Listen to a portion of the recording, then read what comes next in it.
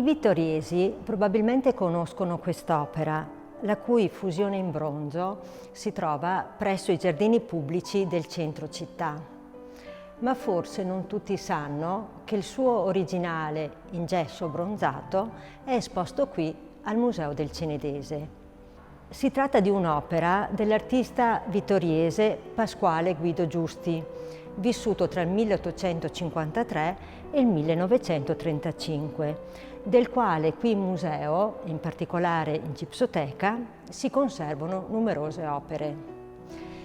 Questa si intitola Amplexus in Aere, ma è più comunemente conosciuta come l'altalena ed è stata da sempre molto apprezzata.